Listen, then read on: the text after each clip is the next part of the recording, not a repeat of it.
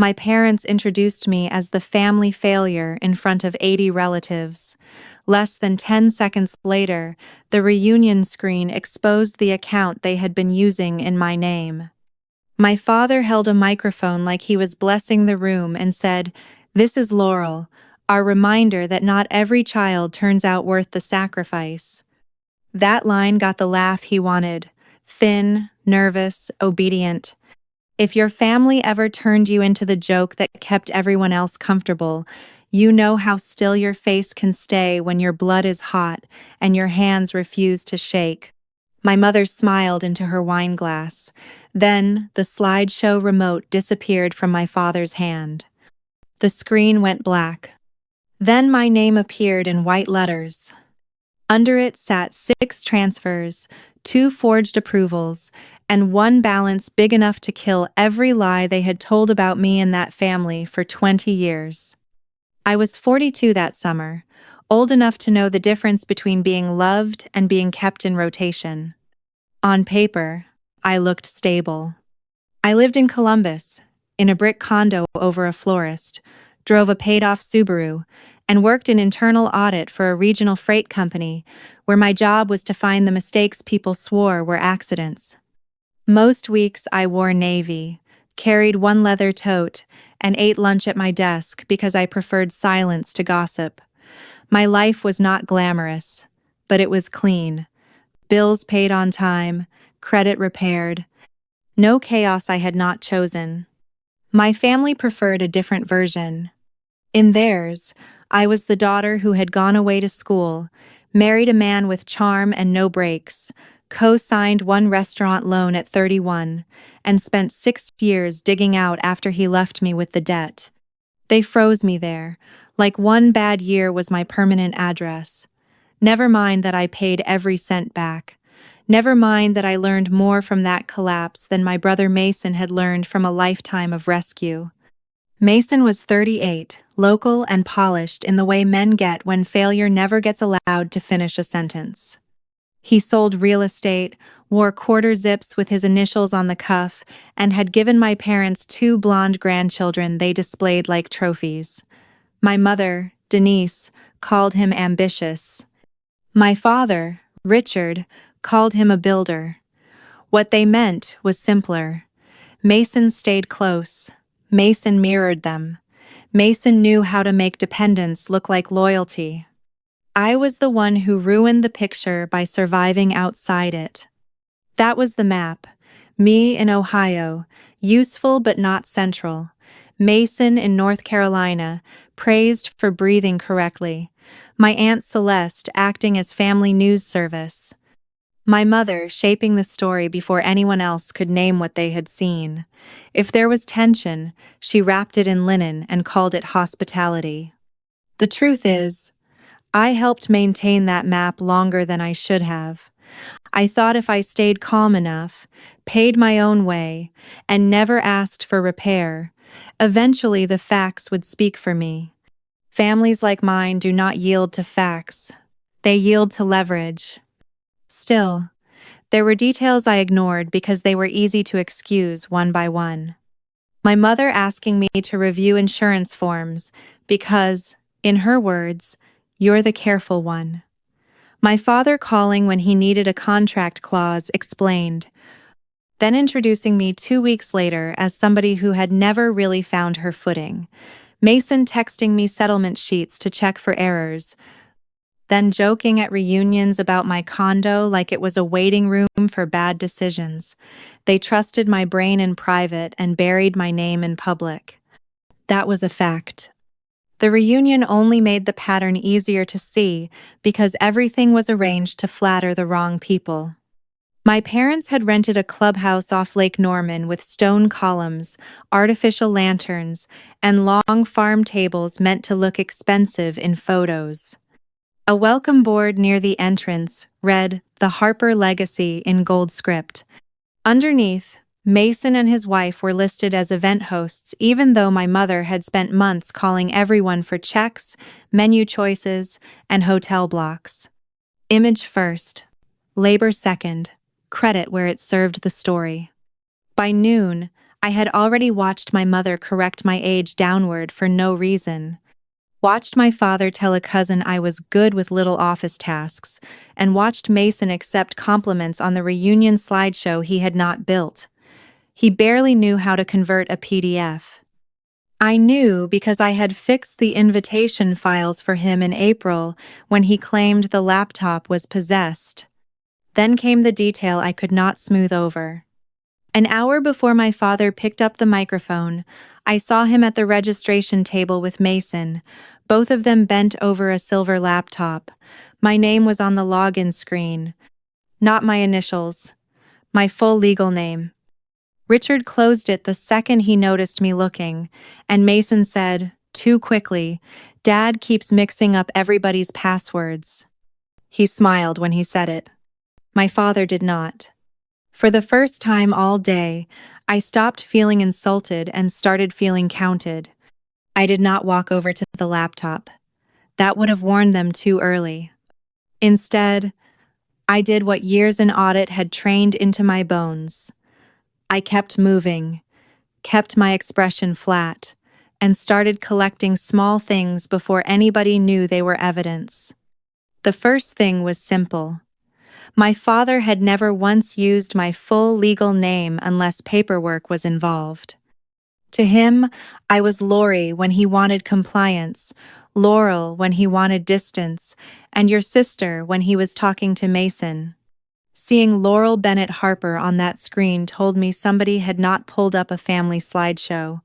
They had opened a file tied to identity, banking, or tax records. The second thing was timing. 3 weeks earlier, my mother had called on a Tuesday morning while I was in the parking garage outside my office. I remember the smell of hot concrete and diesel, the way my heel kept catching in a crack while she spoke in that falsely casual tone she used when she wanted access without questions. "Honey, did you ever update your signature after the divorce?" I had frowned at the windshield and asked why she wanted to know. "Oh, your father is cleaning out the safe. Old beneficiary forms, some college account leftovers, all that paper clutter. He found a copy of something with your old name." That answer had been sloppy. There were no college leftovers. My parents had paid part of Mason's tuition and called it an investment. I had used loans, grants, a night job at a hotel desk, and 3 years of caffeine. There had never been a safe full of my paperwork at their house because there had never been much of my paperwork to store. At the time, I let it slide. Families train you to swallow the detail that would expose the whole machine. Now it came back sharp enough to cut. I drifted toward the drink station and found Aunt Celeste arranging lemon slices like she had been appointed minister of optics. Celeste missed nothing and respected almost nobody, which made her useful. "You look like you just smelled smoke," she said. "I saw Dad on a laptop using my login." She did not blink. "That's not new." I turned to her. "What do you mean?" Celeste speared a lemon, dropped it into her iced tea, and lowered her voice. "Your mother had me overnight a bank envelope to your condo in April because she said you were traveling and she needed it signed. Then, 2 days later, she called back and told me to shred the receipt because it had the wrong account number printed on the front." The ice in my glass clicked once. "What bank?" She said Carolina First Private. Sounded made up. "It isn't." Celeste finally looked at me then. "Should I be concerned?" She asked it lightly. That was her style. But underneath it sat the first gift anybody had offered me all day, confirmation that the strangeness had a date, a bank, and another witness. Across the lawn, Mason was smiling for photos, with one hand on his son's shoulder, the other holding a bourbon he never finished. He looked relaxed because the public story still favored him. Golden son. Local success. Helpful father. The daughter from Ohio who had been through some things. That phrase had done years of work for them. It covered the divorce. It covered the debt. It covered why people did not ask me direct questions. It covered why my competence could be borrowed but never credited. My family had not needed to destroy me, they only needed to keep me translated. I pulled out my phone and searched my email for Carolina first. One result. Not from the bank. From Mason. Dated 5 months earlier at 11:14 p.m., subject line, "Need your eye on something." Inside was a PDF attachment and one sentence. "Dad says this reserve account should probably be under your name for tax purposes. Can you check whether the language looks normal?" I had opened it on my phone in a grocery line, seen dense trust language, and replied the next morning that it needed a lawyer, not me. Mason wrote back, "No worries, Dad already handled it." At the time, that had sounded like laziness. Standing under those rented lanterns, watching my father joke with cousins while my name sat inside whatever file they had hidden on that laptop, it sounded like cover. Then my phone buzzed. Unknown number. Local. The text was only 6 words long. "Do not let them leave early." I stared at the text until the screen dimmed. "Do not let them leave early." No name, no apology, just instruction. I typed back, "Who is this?" Nothing came. Around me, the reunion kept performing itself. Ice clinked in tubs of bottled water. Children ran across the lawn with glow sticks. My mother was near the dessert table, smoothing a white linen runner that did not need smoothing, which was how she managed panic. My father had one hand on Mason's shoulder, laughing too hard at something a cousin said. An hour earlier, I would have called that confidence. Now I called it coordination. That was the shift. Not ordinary favoritism, structure. Once I named it, older memories stopped feeling random. When I was 19 and filling out aid forms at the library, my mother told me not to mention the small stock account my grandfather had left for emergencies, because paperwork only invites trouble. Mason got his tuition paid straight from family funds and called it support. I got a warning about paperwork and a lecture on independence. When I was 27 and trying to buy my first used car, my father offered to help me negotiate, and then spent the afternoon telling the salesman I was impulsive with money, as if lowering my status would lower the price. He drove home, congratulating himself for saving me $800. I drove home understanding that in my family, competence did not protect you if the story required your incompetence. By my 30s, the pattern had become efficient. Mason got resources. I got instructions. He got introductions to lenders, golf invitations, and second chances described as vision. I got forms emailed late at night, questions about clauses, and compliments delivered in private where they could not disturb the public hierarchy. If something required care, they wanted my brain. If something required prestige, they wanted his face. That was the system. The golden child did not only receive more love, he received insulation. He got to make mistakes in a padded room, while someone else quietly absorbed the impact. Families like mine do not always build a scapegoat because they hate her most. Sometimes they build her because she is the most useful material. Dependable, decent, eager to keep the room from breaking. Near the bar, I found my cousin Dana stacking paper plates beside a tray of peach cobbler. Dana worked in property management and believed in receipts more than feelings. "Can I ask you something strange?" I said. "In this family, please." "Who paid for all this?" Her eyes moved past me to the rented heaters and florist buckets by the entrance. "Officially, your parents and Mason." "Unofficially?" Dana set down the plates. "The venue deposit came from a business account with your last name on it. The event manager asked whether you were the contact person." For a second, The noise around us dulled. What exact name? She showed me the invoice because she was checking meal counts. Harper Oversight Group. Dana frowned. I assumed it was yours. It was mine in the most dangerous way possible. Harper Oversight Group was an LLC I had registered 2 years earlier for consulting work I never fully started. It had one checking account, one state filing, and no reason to be anywhere near this reunion. My parents knew about it because my mother had once asked whether an LLC meant I was finally doing something serious.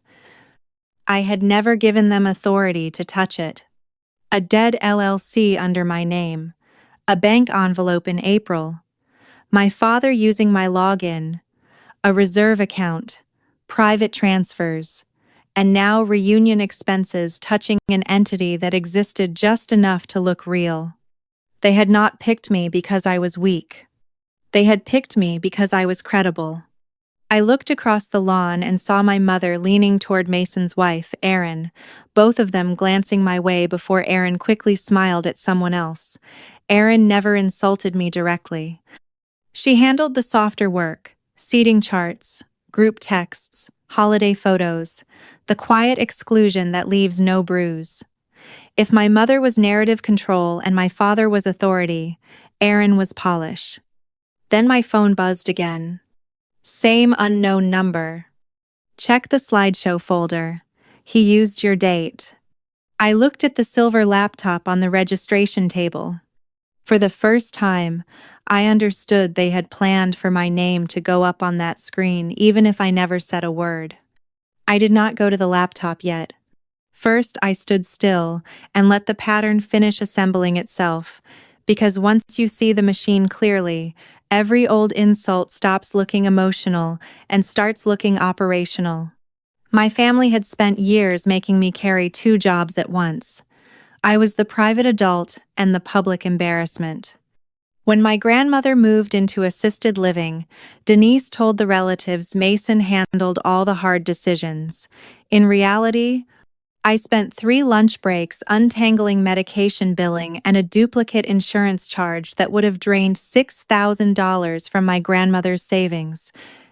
Mason visited once with bakery cookies and took a photo in the lobby.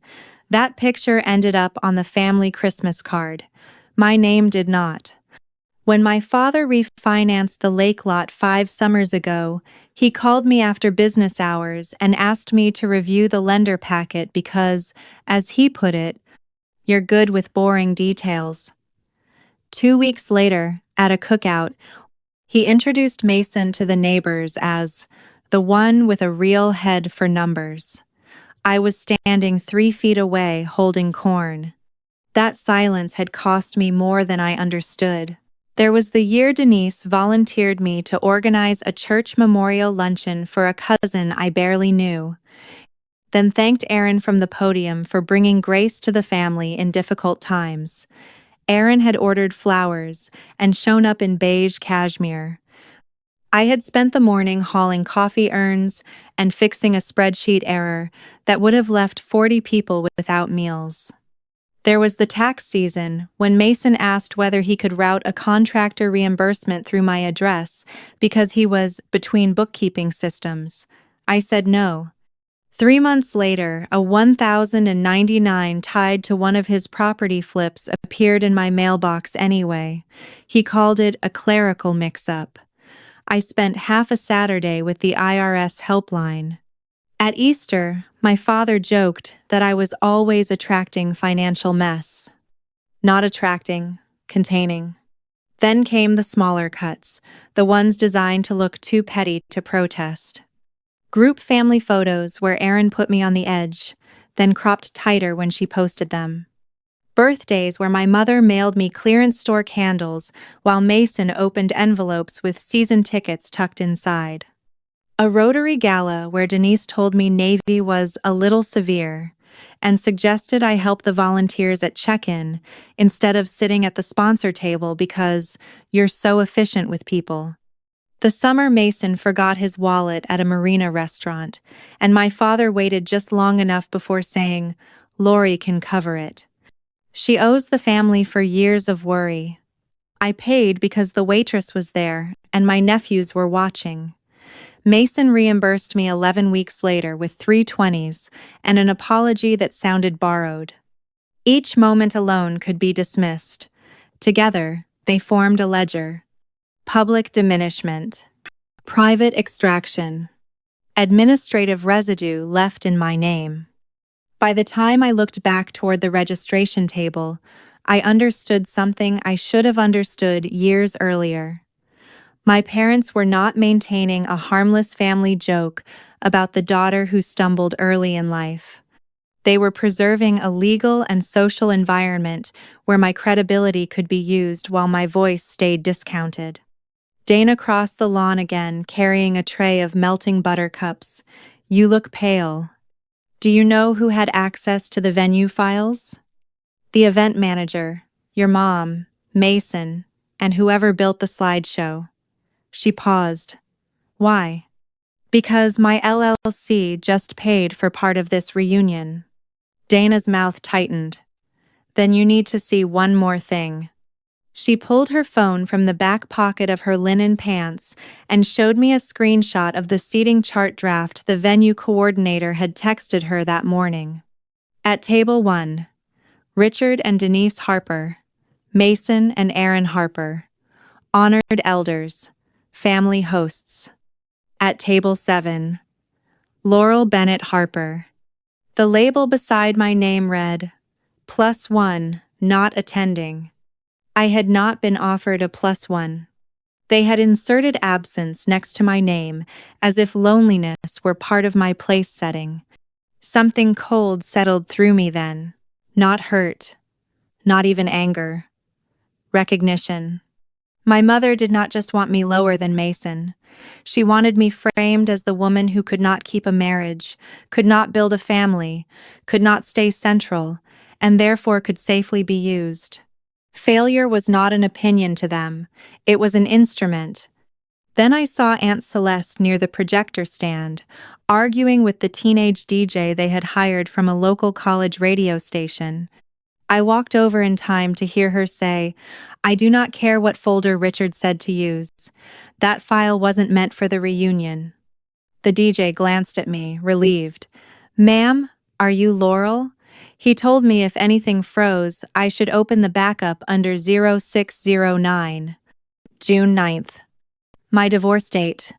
The date my life had split open, turned into a folder name, and parked beside their little family celebration, like a private joke waiting for the right audience. I looked at the silver laptop again and knew two things at once. They had built the humiliation in advance. And whatever was hiding in that folder was worse than an insult. The folder name knocked the last soft thought out of me. June 9th. My divorce date. The day my ex emptied our joint account, left a yellow legal pad on the kitchen counter with 3 sentences and no signature, and let my parents spend the next decade treating my collapse like proof of character instead of proof of impact. They had turned that date into a label, a file, a button. The DJ shifted from one foot to the other in a black polo with the station logo stitched on the chest. "Did you open it?" I asked. He shook his head. "No, ma'am. Mr. Harper said it was part of the family timeline, but when I clicked the preview, I saw bank stuff and closed it. I figured maybe it was private. Bank stuff. Not photos. Not reunion filler." I asked his name. "Trent." "Trent. If anybody asks, the projector glitched and you needed a few minutes." He nodded. He was young enough to obey competence on sight. Aunt Celeste watched me with that dry, old cat look she reserved for people finally catching up. "So," she said, "are we still pretending this is rude rather than criminal?" That sentence landed harder than the text had. Because up to then, some part of me was still trying to classify the day as family cruelty with paperwork attached. Something ugly, something deniable. But the moment I heard my divorce date tied to a hidden presentation file and private banking material, the scale changed. This was not mockery floating above the legal line. This was identity, access, and theater, arranged in the same room. I sat at the registration table, opened the laptop, and typed the password I had used for years before common sense taught me better. My mother's birthday. Of course it worked. Inside the slideshow folder sat a normal deck first. Baby photos, lake vacations, my grandparents on folding chairs, Mason beside a bass boat, children with popsicle faces. Then beneath it sat the backup file Trent had mentioned. 609. Final 2. The kind of file name built by panic and arrogance. I opened it. The first slide showed my senior portrait from college, cropped tighter than I remembered. Underneath it, in clean serif letters, someone had written, "Some lessons cost the whole family." The next slide was worse. It listed the restaurant debt from my divorce years as if it were still active, inflated the number by nearly 40,000, and placed it beside a bullet point about years of parental support, a phrase so vague it could absorb any lie they needed. Then came screenshots of transfers from an account ending in 7,714, each labeled as rescue payments tied to my name. Only I knew that account was not mine. It was the same suffix from a compliance notice I had received 2 months ago and ignored because it looked like junk mail for an inactive LLC bank profile. Now it stared back at me from a projector file my father planned to show, while relatives held wine and laughed on cue. They were not just smearing me. They were laundering their own movement of money through a version of me they had spent years making believable. Dana came up beside me first, then Celeste. Trent hovered a few feet away pretending to coil a cable. Dana read one slide, then another. "This is fraud." Celeste gave a thin nod. "And performance art." I kept clicking. There were forged approval pages with a digital signature built from my old married name. There was a reserve account memo that connected Harper Oversight Group to reunion expenses, and 3 separate transfers covering Mason's commission advance after a property deal stalled in the spring. They had used my dormant business account as a bridge because it looked tidy, familial, and invisible. If anything surfaced, the designated family failure would wear the stain. That was the architecture. Not love gone wrong. A system that spent years lowering my status until my name could function as disposable collateral. I closed the laptop and looked at the lawn where my father was refilling his drink and my mother was fixing her smile for another photo. They were relaxed because they believed the story had already been installed in everybody's head. Once people accept a woman as unstable, expensive, or unlucky, they stop examining the paperwork around her. If you've made it this far, and a part of you wants me to stop being polite, I don't blame you. Some people do not recognize a boundary until it arrives with witnesses. Stay with me. What happened next took away the one thing my parents worshipped more than money, which was the right to curate how they looked while taking it. My phone buzzed again. Unknown number. Bank manager is here, blue tie, he knows. I looked up and saw a man near the dessert table speaking quietly to Mason. Royal blue tie, leather folder under one arm. And for the first time all day, Mason did not look protected. He looked cornered before he even knew the walls had moved. I did not go straight to Mason. Men like my brother recover too fast when you give them a target. They lie better with warning. My parents did too. If I confronted any of them before I understood who in that room could verify what I had found, they would move from arrogance to cleanup, and cleanup was the family language I had been fighting since childhood. So I went to the man in the blue tie. He was standing near the dessert table, half listening to one of Mason's investors talk about lake frontage and permit delays. Up close, he looked exactly like the kind of banker my parents respected on sight. Mid-50s. Square silver watch. Calm face trained not to react before numbers were final. I waited until the investor drifted away. "Excuse me," I said. "Are you with Carolina First Private?" His eyes flicked to my face, then to the name tag clipped to his jacket. He did not answer right away, which told me enough. "I'm Laurel Harper," I said. "And I believe my identity was used to open or root an account I never authorized." That got his full attention. He moved us 3 steps away from the crowd, toward a patio heater humming in the shade. "I'm Thomas Weller," he said quietly, "branch manager. Why do you believe that?"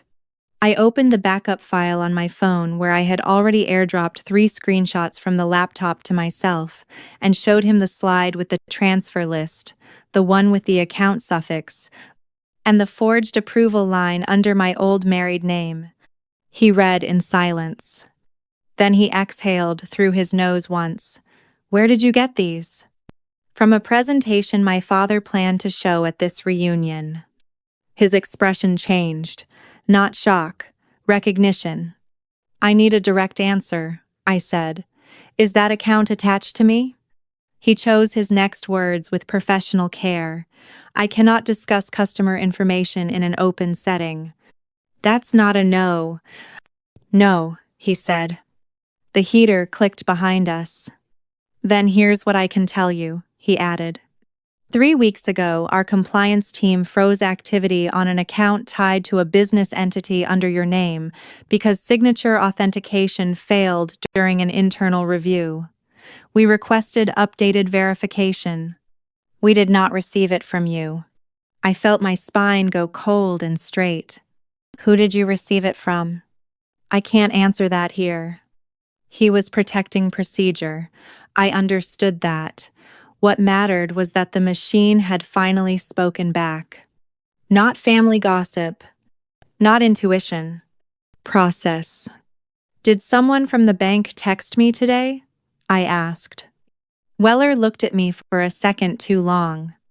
"A junior operations officer recognized your family from the account notes when she saw the reunion sign-in board. She alerted me. I told her not to contact you directly. She did anyway. That doesn't surprise me." He said it without irritation, which made me think the teller was either young, moral, or tired of cleaning up for older men in pressed shirts. I asked the next question carefully. "If the people using that account leave this event now, what happens?" Weller's jaw shifted. "Then I continue the formal route on Monday. Document review, interview requests, delay, possibly denial from all parties." "And if they stay?" He glanced toward Mason, who was laughing again louder than before. "Then you may have an opportunity to place the right documents in front of the right people before the narrative hardens." That was the most a banker was ever going to hand me for free. I thanked him, then went back to the registration table with a different kind of calm. Dana blocked the path before I reached it. "Well?" He confirmed the account was frozen for bad signatures. Her whole face tightened. "Jesus." "Not Jesus," Celeste said from behind us. "Denise." That almost made me laugh. Almost. I sat with the silver laptop, opened the event manager's shared folder, and started working the way I worked when executives tried to bury inventory losses under formatting errors. Quietly, methodically. First, I copied the reunion deck, the backup file, and the invoice folder onto Trent's spare flash drive. Second, I photographed the venue contract showing the deposit trail from Harper Oversight Group. Third, I found the hidden document history inside the slideshow software. Mason's username was all over it. Created by Mason Harper. Edited by Richard. Imported assets. DB Rescue Final Reunion Cut 609 Final 2. There it was. A map of hands. Can you print from here? I asked Trent. He nodded. There's a staff printer in the office. Good. Don't print yet. Then I called the freight company's legal liaison, a woman named Nina Park who had once taught me the difference between suspicion and preservation. She answered on the second ring over what sounded like highway noise. Laurel? I need a favor, I said. Not advice. Documentation discipline. That was enough for Nina. Within 90 seconds, she had given me a sequence so clean it felt like oxygen.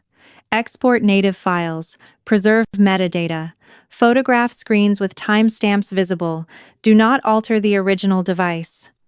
Get a witness for every transfer of custody, and if public exposure becomes unavoidable, make sure the first public fact is verifiable, not dramatic. That last line mattered. My parents had built their power on the assumption that emotion would discredit me before evidence could form. So I made evidence first. I asked Dana to witness the file copy. I asked Celeste to stay near the projector. I asked Trent to be ready to switch inputs on my signal. Then I slid the flash drive into my bag, stood up, and looked across the lawn just as my mother reached for the microphone again. She thought she was about to resume the program.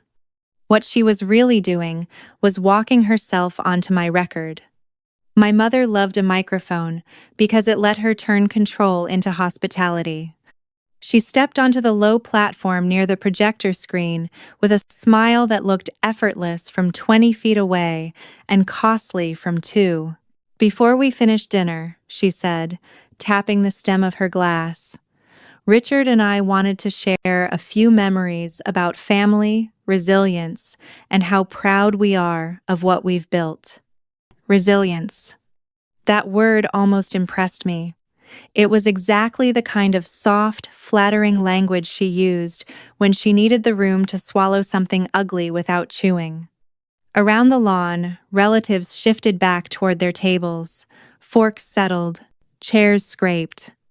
Mason reclaimed his bourbon and leaned against a heater with the loose shoulders of a man who thought his story still had home field advantage. He even lifted his glass at me. That told me everything I needed. He had no idea I'd seen the file history, no idea the bank manager was still on site, no idea the teenage DJ he had treated like furniture had already become a witness. Overconfidence always shows up first in the body. In Mason, it looked like posture. In my father, it looked like volume.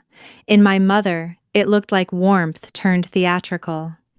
I moved before any of them noticed. First, I crossed to Thomas Weller and asked, if a factual statement is made publicly about an account tied to my identity, are you willing to confirm whether a compliance hold exists? His eyes stayed on my mother at the microphone. If asked directly and narrowly, I can confirm that an account associated with your business entity is under review for authentication irregularities. Nothing more. Good enough. Next, I went to the event manager, a compact woman named Sylvia, whose lipstick had survived 6 hours of chaos and whose patience clearly had not. I showed her the venue invoice on the laptop, then the LLC name, then my driver's license. This business is mine, I said. I did not authorize those charges. Sylvia read the invoice twice.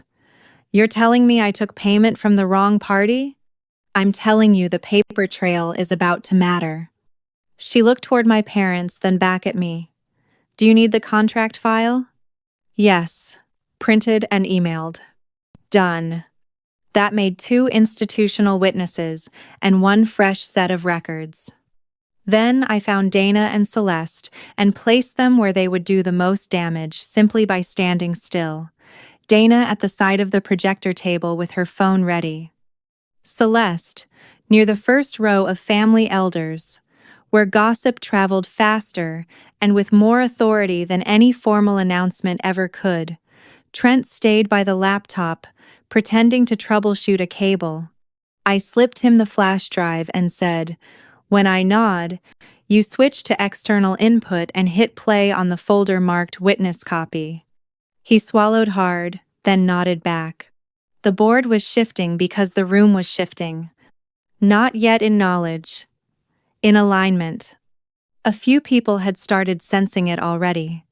My cousin Nora stopped smiling midway through my mother's speech and looked from the screen to my face to the banker in the blue tie.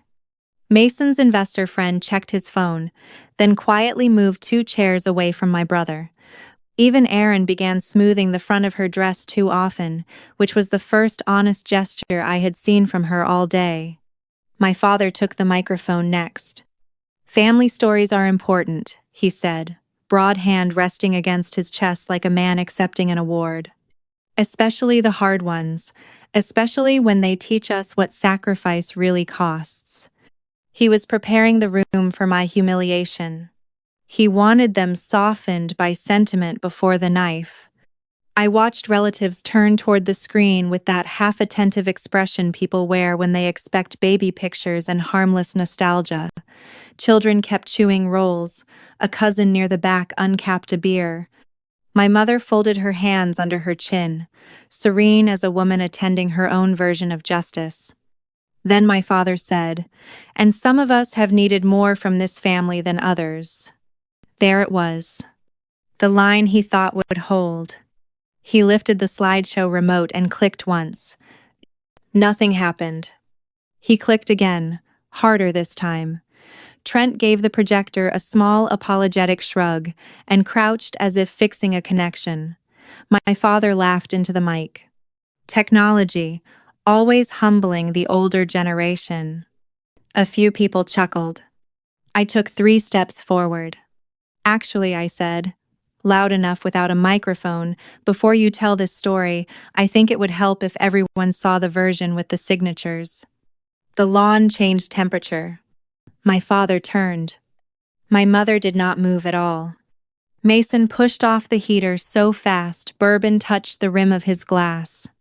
And on the screen behind them, still black for one suspended breath, their reflection hovered, like people waiting to find out whether they were hosts or defendants. The first thing I put in front of them was not emotion. It was a file name. On the screen behind my parents appeared a plain white slide with black text. 609. Final 2. No music, no transition, no family photos. Just the date of my divorce hanging 10 feet tall above the dessert table. Beat. A murmur moved across the lawn before anyone even understood why. People know when a room has tipped. They may not know into what, but they know the floor is no longer under the same owner. My father lowered the microphone. "Laurel," he said, with that warning tone fathers use when they think adulthood can still be canceled by volume, "this is not the time." It became the time when you turned my divorce into a slideshow folder. Nobody laughed. Mason was already moving toward Trent and the projector stand. Dana stepped between them before he got there, one hand up, phone recording in the other. "Don't," she said. "Just that." Mason stopped because too many people were looking now, including the men he did business with. I did not rush. That was the part they had never learned about me. Restraint looks like surrender to people who mistake silence for fear. But when you stop asking for love, restraint becomes timing. I picked up the spare microphone from the side table. Since my parents were about to tell a story about what I cost this family, I thought we should start with what they put in my name. Trent advanced the slide. My senior portrait appeared first, cropped from an old yearbook photo. Underneath it, in my father's favorite tasteful serif font, sat the sentence, "Some lessons cost the whole family." Aunt Celeste made a sound that was not quite a laugh. Then came the transfer slide. 6 lines. Dates, amounts, account suffixes, a reserve memo, My old married name attached to approval language I had never signed. The figures were big enough to change the air. Even relatives who understood nothing about banking understood numbers with commas. My mother spoke at last. "This is private family material." "No," I said.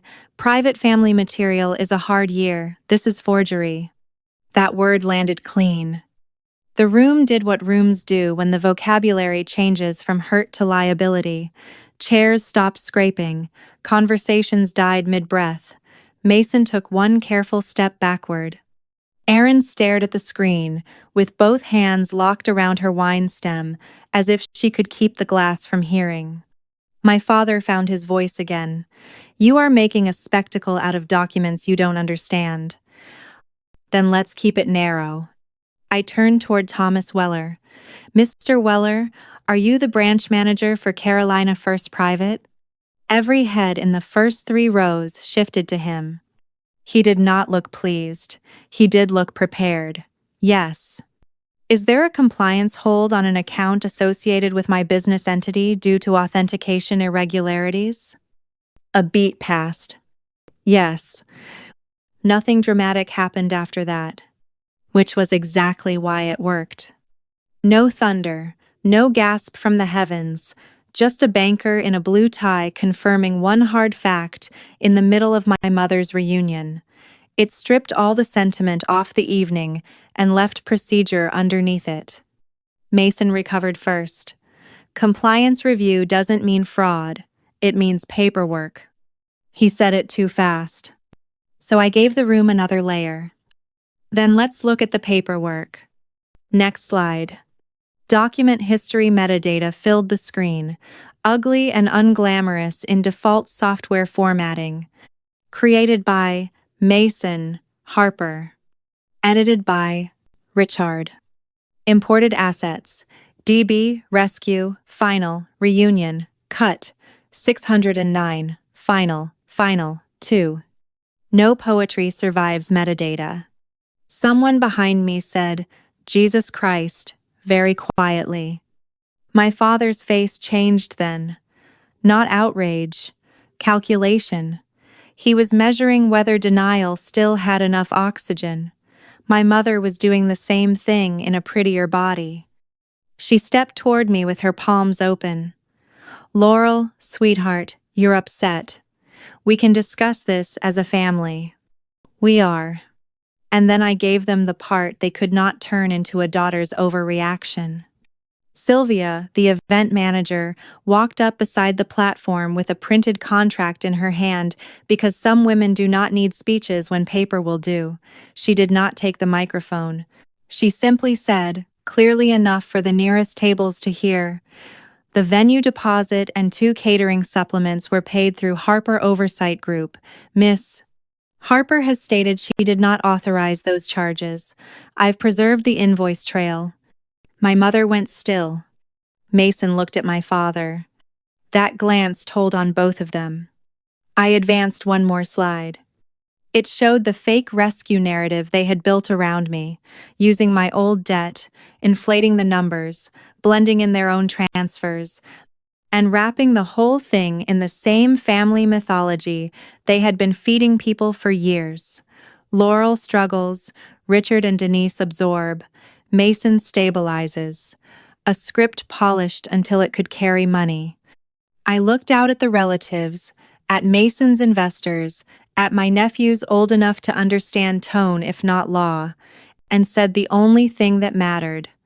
"You didn't just call me the family failure, you used that reputation as cover."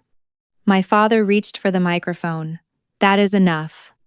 "No," said Aunt Celeste from the front row. "Now it sounds like enough." And that was the moment the room stopped belonging to them.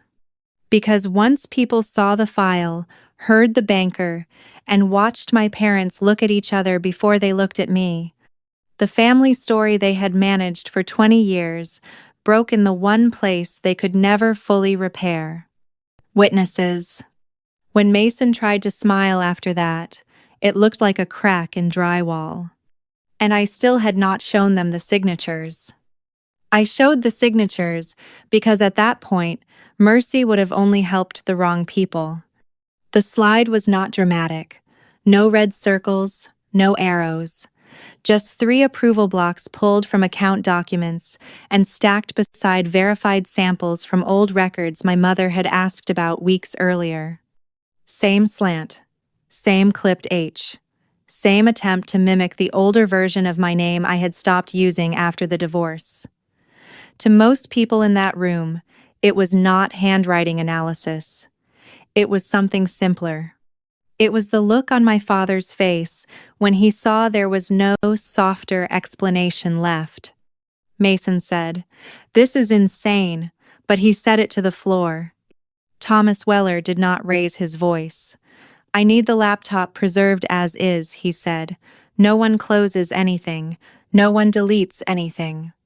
That sentence changed the night from scandal to process. My father tried one last pivot.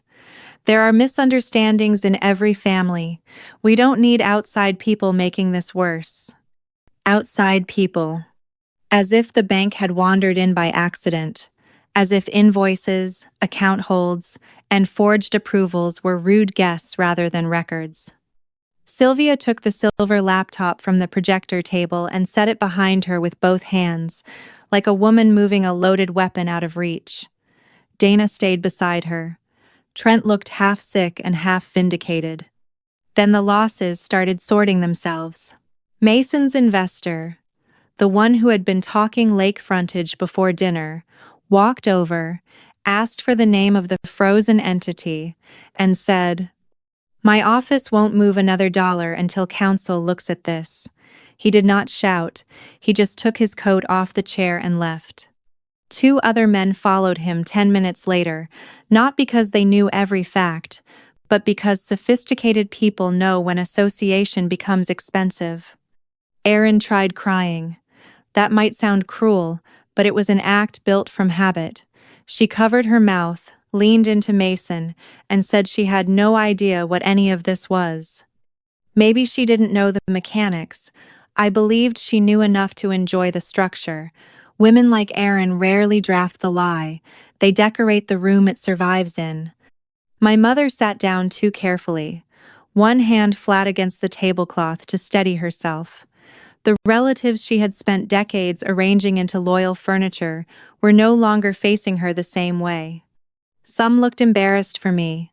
Some looked embarrassed for themselves. A few looked relieved, which told me they had suspected more than they ever planned to admit. One sentence kept moving through the lawn in different voices. They used her name. That was the phrase that lived. Not my divorce. Not the old debt. Not the family jokes. They used her name. Weller stepped aside to call compliance. Sylvia emailed the contract file to herself, to me, and to a generic venue archive address in front of 2 witnesses. Dana sent me the recording she had made when my father tried to stop the projector. Celeste, God bless her appetite for demolition, was already telling the oldest aunt exactly when Denise had asked about my signature. By 9:15, the reunion had split into legal clusters and silent tables. My father lost the microphone first, then the room, then the privilege of being treated like a man merely managing a difficult daughter. Mason lost more tangible things: an investor, access to the laptop, and the easy body language of someone buffered by family mythology. My mother lost her social authorship. That may have hurt her most. I lost something too. Not my composure, not my nerve. I lost the last excuse. There is a grief that arrives when the truth finally becomes expensive enough to be undeniable. It is not the grief of surprise.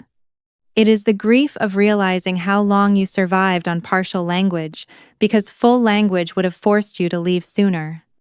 Around 10, a sheriff's deputy arrived in a tan uniform, not to arrest anyone, just to document a dispute after the venue manager requested an incident record tied to contested payments and digital evidence. That was enough. My father hated official logs almost as much as public embarrassment. He gave his statement like a man being asked to translate himself into a smaller species. When I walked past my parents to leave, my mother said my name in the voice she used when she wanted the old daughter back. I kept walking. Some damage ends in a courtroom. Some ends in a parking lot when you realize you no longer need anyone to chase after you. 3 days after the reunion, I sat in a conference room at Carolina First with the legal pad, a paper cup of burnt coffee, and the kind of calm that only comes after disgust has finished rearranging your priorities. The room had fake wood trim, a box of tissues no one touched, and a wall print of sailboats trying too hard to communicate stability. Thomas Weller sat across from me with a compliance attorney on speakerphone and a junior operations officer named Vanessa, the same young woman who had texted me from the parking lot at the reunion against instructions. She looked nervous and righteous, which I respected. Most real help arrives that way. Beat. By then, the facts had hardened. The dormant business account under Harper Oversight Group had been reactivated using forged approval documents, an outdated signature sample, and a mailing address my parents could access through old tax files. 2 reunion payments had moved through it. 3 bridge transfers tied to one of Mason's stalled developments had touched it. My father tried to frame the whole structure as informal family support, designed to protect everyone from embarrassment. That phrase made the compliance attorney go silent for 2 seconds before asking him to repeat it. I signed affidavits. I disputed every unauthorized charge. I turned over the copied files, the recording, the venue contract, and the screenshots from the slideshow deck. Mason retained counsel by Wednesday. My parents hired one by Thursday. What surprised me was who called first, asking for mercy. My mother. Not to apologize, to negotiate tone. "Laurel," she said that evening, voice low and urgent, "whatever happens legally, we do not need to make this uglier for the family." That word again, family, used the way some people use drapes, to cover a broken wall. "I'm not making it ugly," I said. "I'm making it accurate." She inhaled like I had slapped her. Then she tried another route. "Your father is humiliated." "He should be." A long silence followed. "I never thought you'd do this publicly," she said. That was the clearest thing she had ever said to me in my adult life. Not "I never thought Richard would use your name," not "I never knew Mason crossed a line," not "I'm sorry." "I never thought you'd do this publicly." There it was, the operating assumption beneath 2 decades of my role in that family. They believed my self-control belonged to them. They believed my dignity required privacy while theirs deserved protection. "No," I said. "You thought I'd keep absorbing it." She hung up without saying goodbye. By the end of the week, I made 4 decisions and put every one of them in writing. First, I sent a certified letter through counsel, instructing my parents and Mason not to contact me outside documented legal channels regarding any account, entity, contract, reimbursement, or family event involving money. No more casual calls, no more fake helplessness with attachments. Second, I dissolved Harper Oversight Group after the investigation hold cleared enough for me to separate what was mine from what they had contaminated. I closed it because some names deserved to stop carrying strangers. Third, I told Aunt Celeste, Dana, and exactly 2 cousins the truth in plain language, not the softened family dialect I had been raised inside, forged approvals, unauthorized use, false narrative, witnessed exposure. Fourth, I set the rule that changed everything. Access would no longer come through blood. It would come through conduct. If my parents wanted any future conversation with me, it would happen in a therapist's office or a lawyer's office with an agenda and a record. If Mason needed something reviewed, he could pay a professional he had not spent 15 years belittling. If Erin wanted to send holiday photos, she could send them without commentary or expectation of reply. My nephews could reach me when they were older and curious. The adults were done using me as shared infrastructure. That was the new code. Not dramatic, expensive. My father left one voicemail after receiving the letter. "You're tearing the family apart over paperwork." I listened to it once in my kitchen, while rain tapped the window above the sink. Then I deleted it. Because by then I understood something he never had. Paperwork was never the problem. Paperwork was the first place the truth stopped accepting their version of me. 6 months later, the thing people asked me most was whether I missed them. Not whether the bank investigation moved forward. Not whether Mason salvaged his development deal. Not whether my parents ever admitted what they did without wrapping it in softer language. People wanted to know whether I missed family, as if hunger and harm had always been the same appetite. Sometimes I missed the idea of them. I missed who I had to pretend they were in order to stay loyal. I missed the old fantasy that if I stayed useful enough, calm enough, unimpeachable enough, one clean day would arrive when they would look at me without needing me smaller. That version hurt to bury. The real people did not. The investigation ended the way most serious damage ends, not with cinematic handcuffs, with findings, repayment demands, amended statements, frozen trust, and attorneys billing by the quarter hour. Mason sold 2 parcels he had been leveraging too aggressively. My father signed documents he would never have signed if the room at the reunion had stayed under his control. My mother stopped hosting holidays and started calling them quiet seasons, which was her way of naming social fallout without admitting exile. I spent Thanksgiving alone that year by choice. I roasted a chicken, burned the first tray of carrots because I was reading at the counter, and ate dinner with the windows cracked to let in cold air that smelled like rain and chimney smoke. No one interrupted me. No one asked me to explain myself in the language of forgiveness before the truth had even finished settling. That silence was not empty.